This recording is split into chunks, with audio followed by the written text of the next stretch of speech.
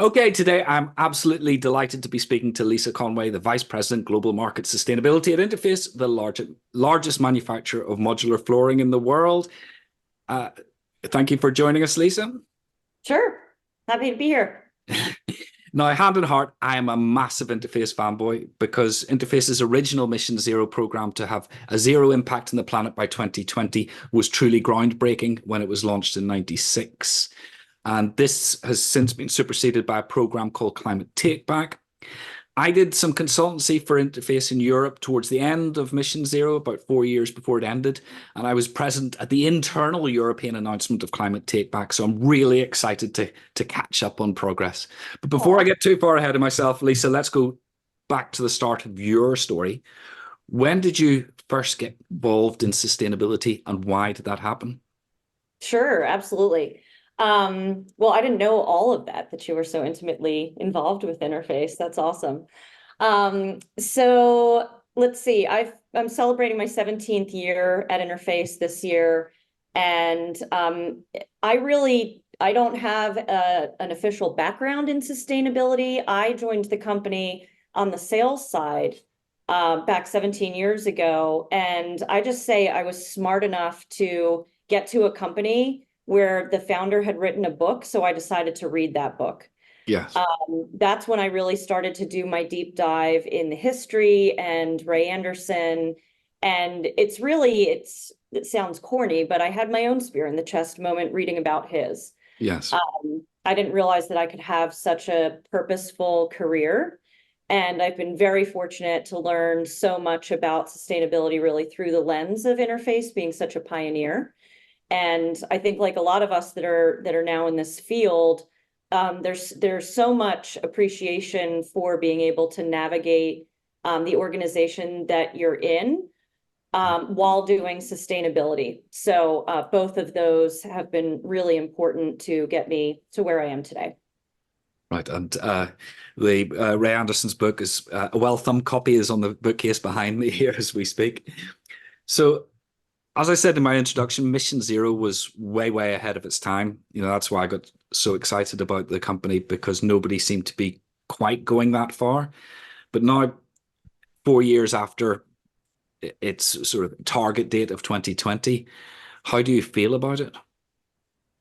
I feel incredible about it. I mean, I think it was the jumping off point that has almost overly prepared us for our next step, which is climate take back. Mhm. We in 2020 we had numbers that were 88% reduction in water, 96% reduction in carbon. So the numbers have been incredible. And in 2016, when we launched Climate Take Back, we knew that we weren't done. We were proud of what we had done, Mhm. but we knew that there was still so much more work to do. I mean, that's just this whole field, right?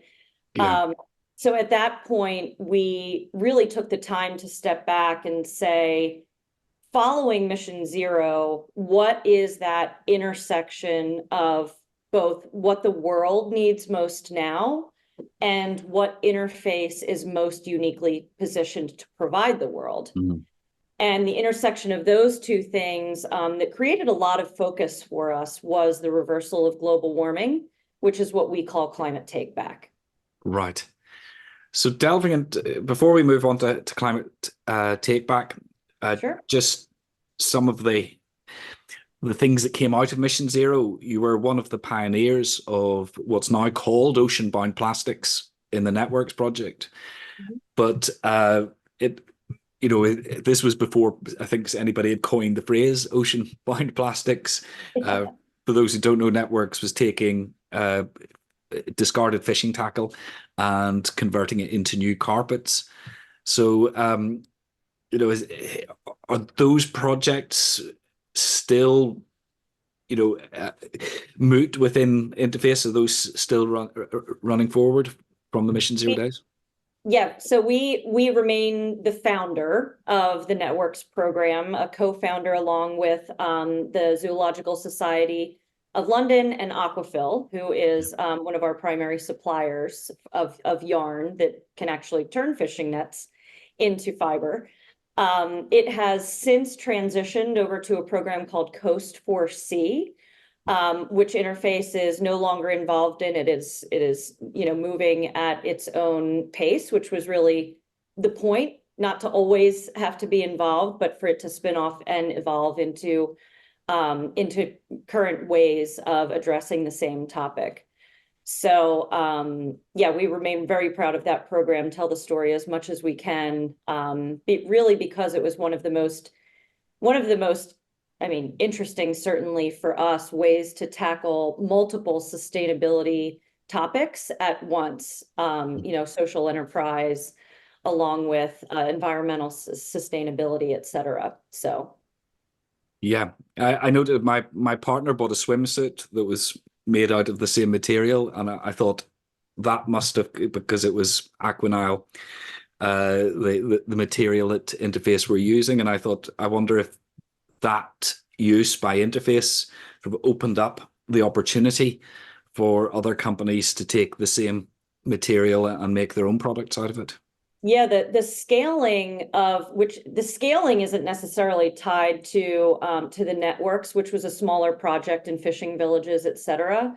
But the ability for commercial fishing nets to be able to be turned into Aquafil's EcoNil brand has expanded into the activewear industry, into the high-end fashion, eco-fashion industry, and all of that was really sparked by just longtime partnerships that we've had in multiple ways with Aquafil. And it's really neat to be compared. Carpet doesn't always seem quite as sexy as Yeah. fashion brands, but Yeah. we don't mind being associated with them. And one of the things I always felt was very powerful about Mission Zero was the word zero. Obviously, you're talking about a 96% cut in carbon footprint, which is not 100%, but was that zero a sort of a totemic target that the company could coalesce around in delivering that? Yeah, I think the concept of zero back in the early 90s was as ambitious as what we're talking about now, which is actually going past zero. No one was even talking about 10% reduction back in the early 90s. So when we had a goal of zero, it helped me to make a lot of decisions along the way where if your head is in a different place when you're looking to do a 10% reduction versus having a target of zero, right? And that zero is what pulled us so darn close to zero. Yeah. I think what we're realizing with Climate Take Back is that creating a goal past zero also unlocks a whole other kind of innovation. Yeah. You're not trying to get to zero, you're trying to go past it. That's a different way of thinking. So all of this really speaks to the importance of goal setting, Yeah. ambition, and how it really plays with people's psychology and ways that innovation gets approached. Yes. And you mentioned Ray Anderson, the founder of Interface, who launched Mission Zero in '96 after, and you referred to it, his spear in the chest moment, as he calls it in the book. That leadership was clearly important at the time. How has that transitioned into future generations of leaders? Because obviously he was quite iconic in his own right. He was iconic. I think he'd also, though, be the first to say that Interface got us to Mission Zero, which is it's all of our people, right? He was an incredible leader that I think, due to his leadership style, interfacers have always had this kind of permission to pursue, we call it. Yeah. And because he created kind of a safe zone of super ambitious ideas and innovation, et cetera, I think that people have felt proud to be able to bring ideas that contribute towards such an incredible an industry leading mission. But there are so many Ray Andersons throughout the organization. Yeah. I mean, that has to be the case. So while he was an incredible leader, and we have an incredible leader in our CEO now, really allowing our people to thrive and bring their ideas and solve incredible challenges is really an important part of our culture. Yeah. Excellent. And unfortunately, he didn't live long enough to see the end of Mission Zero through either. It made me a little bit emotional at the time when I heard the news. It is.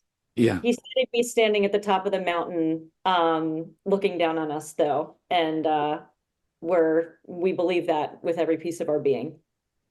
Excellent. Thanks. So you've been talking a couple of times about climate take back, but let's dig into that a little bit more. What does climate take back mean?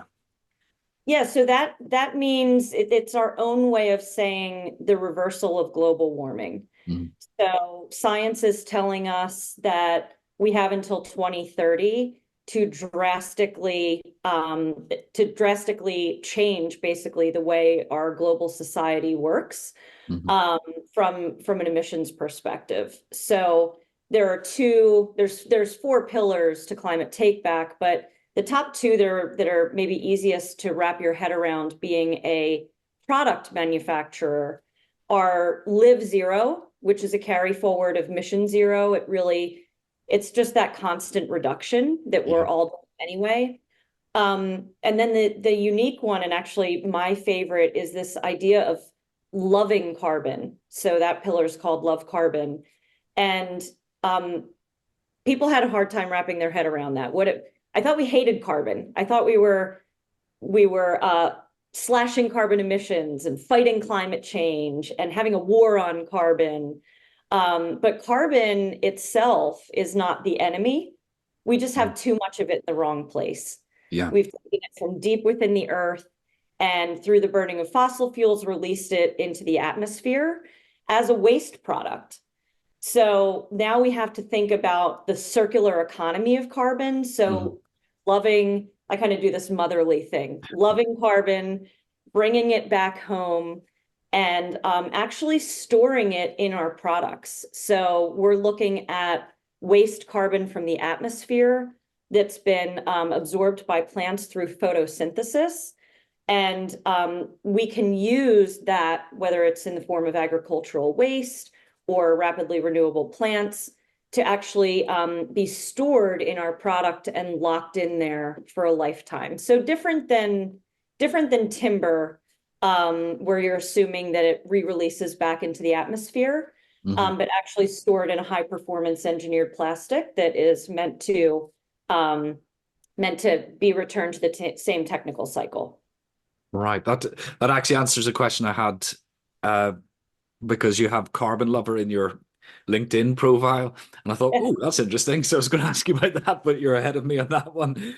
Yes, it's an interesting concept. I've been involved in projects where we have grown tomatoes with waste carbon, but unfortunately, there aren't enough tomatoes in the world to take all the carbon emissions from industry. But it does show that you can treat carbon dioxide as a resource. Yeah, exactly. Yes. So how far along is that project in terms of absorbing the carbon and getting into the product? We launched that in 2020. So little short timeline here. In 2016, we announced the Climate Take Back mission. In 2017, we already had a prototype that showed that it was possible to store carbon in a carpet tile. So we were playing with the face fiber, we were playing with the backing, and what we landed on is actually storing carbon in our backing. So in 2020, we launched a line and a backing called seaQuest, and the one that is totally carbon negative carpet tile in its entirety is on seaQuest BioX, is what it's called. And seaQuest, this is super nerdy. So the C is like carbon on the periodic table of elements. Yeah. seaQuest is a play on the word sequester, which means to store. Yes. when I first saw it, I was like, what the hell is that? But when you break it down, it makes a lot of sense. We like being geeky on this Yeah, podcast, so feel free to go into those details. the That's safe audience. fantastic. Yeah. And the other one, when I heard the announcement, which was in 2016, but I was sworn to secrecy at the time because it was just before it was being announced publicly, was the factory as a forest concept, and Yeah. that definitely caught my attention. So tell us more about that. Absolutely. So this actually kind of rounds out the other two pillars of climate takeback. So one is to lead the industrial re-revolution. So that's all about people and really changing business as usual. And the other is let nature cool. So helping the biosphere do more. I'm sorry, helping Mother Nature do more of what she does best. Yeah. And if we think about factories, the term factories is a forest. Hopefully, it creates something in your mind that kind of helps visualize and illuminate this really cool idea. So, if we have a really high performance ecosystem, right? Let's say a forest, and we are actually going to be putting a factory there or manufacturing. I even with our clients talk about like this concept could be anything. It could be a university campus as a forest. It could be a hospital as a forest. It's not limited to factories, but since that's what we do, that's how we think about it. And the whole idea is to measure the performance of the ecosystem that would naturally be there. So how much moisture is how much moisture is being released into the environment? How much food is being provided? How much habitat to wildlife is being provided? And of course, how much carbon would have been absorbed had there still been that forest there. Mm-hmm. And then you take those ideas and extrapolate them into actually happening on your factory's campus, if you will. Yeah. Those can be done in myriad ways. They could be done also through plants. It could be done in mechanical means, ways of providing shelter and cooling. And there's all kinds of creative ways through design that those things can be mimicked. But the whole concept is to be indistinguishable from nature. Right. So this has been a really cool concept that especially, a lot of our primary stakeholders are the design community. And Mm-hmm. this makes a lot of sense to them, Yeah. creating shelter and, programs like BREEAM and LEED obviously touch on some of these concepts. But yeah, it's been something that our people have really held on to. So in practice, if I was walking into one of these factories, how would I notice the difference? What would jump out at me? Yeah, so everything potentially from inside and actual daylighting coming in almost in think of like what the light would look like under a forest or a tree canopy Yeah. as opposed to just artificial lighting, Yeah. right? So that's the inside, and then the outside is where a lot of these concepts really come together, where you could be, one of the coolest ideas is even if you were going to like grow your own raw materials or something like that. Mm-hmm. So the interaction and activity of that space at both inside and outside are important considerations as well. So we've been implementing this to the degree that we can through projects that are already happening anyway. So as Yeah. projects happen with our real estate around the world, it's something that we consider, and we have a great case study that we're happy to share with your audience as well that we did with Biomimicry 3.8, who has been our partner on this. Right. Excellent. Well, yes, we'll put that in the show notes. Sounds fantastic. So these are big radical concepts. And that's I was fascinated because obviously I heard about them 8 years ago and to see how they had progressed. But in terms of the business environment, in terms of your customers, your suppliers, your employees, all those different factors, How is this playing out? Well, I think that it's the piece around climate take back is playing out, I would say, incredibly. I mean, even since we launched climate take back in 2016, we acquired a Nora rubber flooring, which is manufactured in Germany, actually. And, just as an example, what we've learned on the carpet tile side, we're working in R&D and innovation teams to be able to apply on the resilient flooring side as well. So that scale of some of this thinking is getting bigger. But I would also say that, the definition of sustainability continues to expand. Yeah.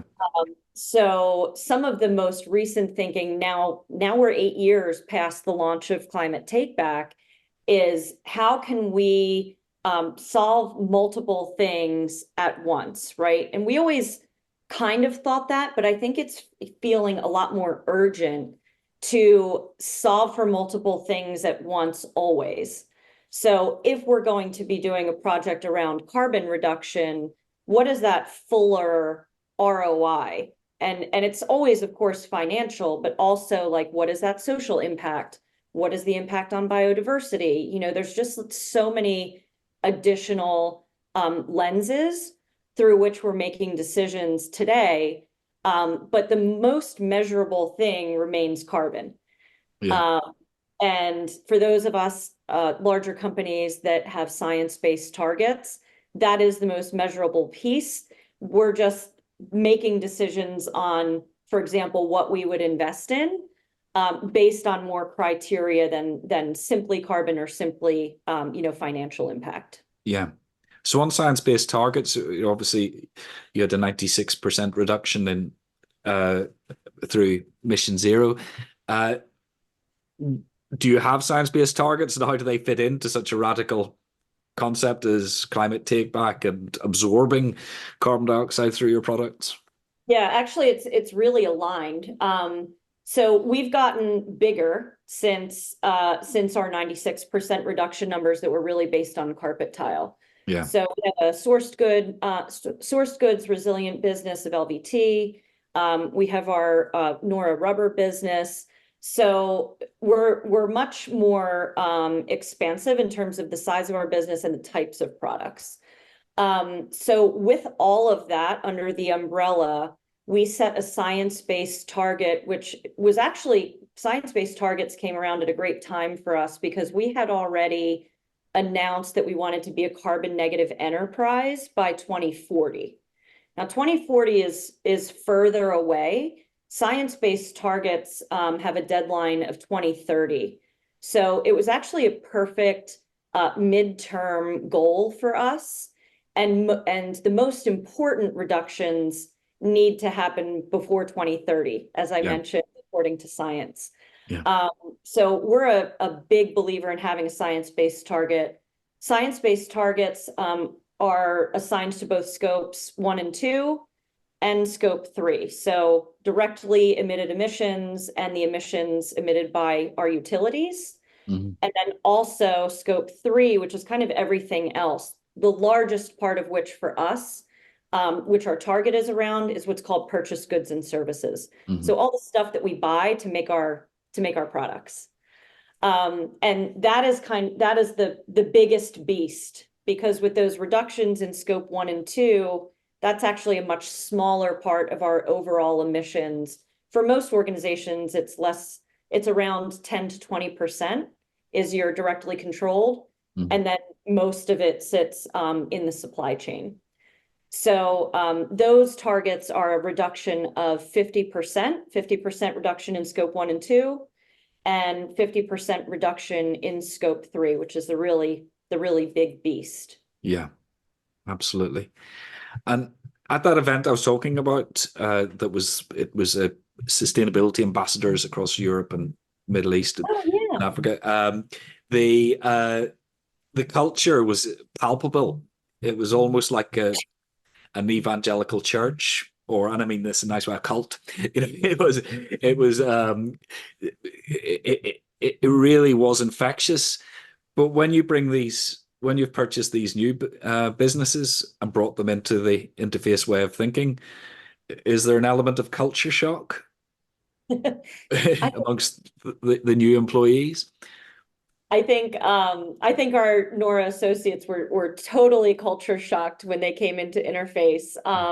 However, it was a good thing. I think initially, I think it was probably like, are these people for real? And then, over time, just like any relationship, you have to prove yourself. You have to prove that it's real. You have to prove that it's not just something that we talk about, but something that we actually do. And we have the opportunity, we're actively sharing so much knowledge across it. Sometimes it's hard to get out of yourself. And it's been really great to have that opportunity to collaborate with our own employees at this point, because we're all one company, but to learn from each other and to take each other's best practices in a way, we're both in the flooring world, but we had our toe in resilient, but we weren't fully there. And the two just high performance brands that really care about being purpose-driven companies has been an awesome fit. Yeah. Do you have any tips for how to, because a lot of people listening to this will probably want to know how to get their employees fully engaged in this. So do you have any tips of how to go about doing that? I think the tips are the same as with any relationship. You have to listen first. Hmm. And I'm not saying that, I'm sure no organization is perfect with this, because you always want to make sure that that your values are explained, and especially that an organization that's merging with another understands like the ethos of who we are at Hmm. Interface. But that doesn't mean that we are right. You have to be able to listen and bring people along on that journey and meet them where they are. Very few people convert overnight. I was probably one of those people that did by the time I was done reading the book. Um, but this is a people business, it's a people world. And we just have to meet people where they are and let them come along in their own time. And Ray was very much like that. Yeah. Did not dictate to anyone at Interface that they had to come along on the journey. But you want to be that positive force within the organization where people they're kind of like, well, what's over there? That seems really cool. Those Yeah. people are having a good time. They're changing the world. And that's how you want to bring people along. You can't dictate it. Yeah. And then sort of thinking about the customers in the same way, for most people, carpet's carpet or flooring's flooring. So, Hear that a lot. you I'm sure you're aware that obviously a lot of attention is paid to fast moving consumer goods and construction and sectors like that. Uh, but you know, how much do your customers respond to what you're trying to do? If you the Sequest product, if I can't remember its full name off the top of my head, but I You got remember. it. You got it. Yeah. But will people choose that because of what it delivers, or are you selling it as a more just like a traditional product and saying, look, here's the added benefits of it? Yeah, that's a fantastic question, actually. Sequest, the Sequest BioX products, which are the ones that are fully carbon negative, and there's hundreds of SKUs available of that at this point. But that still carries an upcharge. It's an innovative product. We've shown that it's possible, and we certainly have some takers on that, but it's not as widespread because it's still a premium in the market, and over time Yeah. that'll come down. That's how innovation works. But maybe the even more important point than having the carbon negative products is that at the same time we changed all of our products to for carpet tile to have what's called Sequest Bio, which is kind of like the lighter version, if you will, of BioX, but it's still carbon. The backing is still carbon negative. Mhm. It just doesn't lead to a totally carbon negative product. Yeah. Um, So, but what you get through that is scale across the whole system. Mm. So it's not like, look over here, here's our super green product. It's like, oh, by the way, we changed everything that we make and change that to be able to actually have an overall reduced carbon footprint. And that's what helps us get to our science-based target, not just creating a niche product over here. So in Yeah. our two largest businesses, which are Europe and the Americas, both Sequest Bio and BioX are both available. And then do those features trickle down over time towards the other products? You were talking about scale. Is that Oh, the for the innovation? resilient? Yeah. Yes, absolutely. So what we've learned is, storing carbon in a carpet tile backing is not different than storing carbon in resilient flooring, right? We Mhm. just have to figure out how those recipes are going to work. In one of the cases, we have to work with an external partner, so that moves at a certain speed. And then the Nora products we make ourselves. So we've already seen products, for example, Nora Care that we make in Europe, and that has the lowest carbon footprint that Nora has ever created. Mhm. And that's been just in the past couple of years. So figuring out what those recipes are while, of course, maintaining or even exceeding our current performance that's the plan. Yeah. The thread that seems to be running through all of this is innovation. Yeah. And is that sort of the driving feature? Because you talked about being geek before, and I love all those details and the examples, because it's one thing to sort of have the certificate on the wall, whatever badge or certificate you've won, but it's quite something to transform the whole way the business thinks. So Yeah. don't want to put words into your mouth, but is innovation at the center of all this? Well, you actually provided the questions to me, but I would have provided this question to you to ask me, actually, because about a year ago, the organization kind of reorganized. We're a global organization, but we had kind of been operating regionally. Mhm. And in part of that reorganization, I sit within the innovation and sustainability part of the Yeah. organization. And actually, Nigel Stansfield Yes. for a long time. So he is the Chief Innovation and Sustainability Officer. Mhm. And the thing that I think makes so much sense about that is for a company that makes stuff, um, that's where all of our impact is. It's in the stuff that we make. Mhm. So the more we innovate around product, the more sustainable we become. So Mhm. those things really sit together so nicely. That is how we will reach our science-based target. It is how we will become a carbon negative enterprise. It's how we'll inspire the world to reverse global warming. So those sitting together, I mean, that's it, right? Yeah. I mean, you touched on it. So you put words in my mouth, and then I just said, Well, Nigel features in one of my books up behind me. I'll point the wrong direction, the Green Executive, which is at the top there. And I yeah, remember one of the things, I think I spoke to him in about 2009, 2010, so some time ago. And one of the things, again, that surprised me that Interface were doing is they were deleting profitable products because they had mainly brominated flame retardants in them that weren't compatible with Mission Zero. And that sort of creative destruction stuck with me, because you don't hear that in that many businesses. People will try and find a way of getting around that, or minimizing the impact of a product, but to actually go, we're just not doing that anymore because it doesn't fit with our ethos, was quite radical.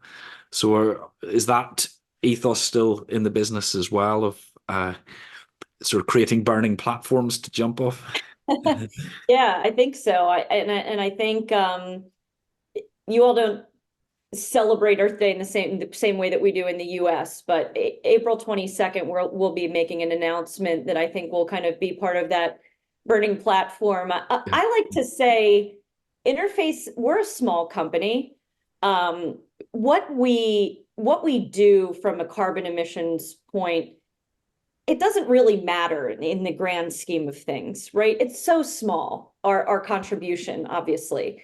Um, our biggest contribution is to be able to ignite that passion, a passion for innovation. That's where we're our best, and that's why we do some of this stuff. Yeah. Is we want to move the world forward. We want to use our brand to have an outsized impact. Some people are really surprised to learn what a small company we are, because we have this big ambition, we have a big voice. And I think you just touched on it. You can quietly make changes or you can loudly make changes. And I think we tend to lead towards that disruptive lean. Yes. Well, to show how much of a fanboy I am, and this is, I don't have this written in front of me, but the final words of Ray Anderson's book always stuck with me, which is, if we can do it, anyone can. If anyone can, everyone can. And I thought that, was a really powerful way for him to finish the book. That's one of my favorite quotes of his as well. So well said. I've taken up quite a bit of your time. We've dug into an awful lot of detail, but just to finish up, if somebody was joining your team from outside Interface, what is the most important piece of advice you would give them? I would tell them that one of the most important things that we can do is to have fun while doing this work. It can feel really heavy.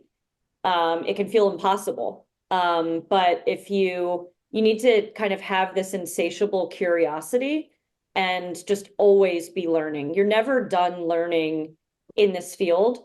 I think and one of the coolest things about this field is that people come to it from so many different angles, legal, design, engineering, etc. And we just love to be able to have fun, a positive attitude, and get up the next day and do it all again. So that's kind of my team's ethos. And what a superb piece of advice that is. So that just leaves me to thank you very much, Lisa, for joining us today and sharing all those wonderful insights. Thank you. Thanks for having me.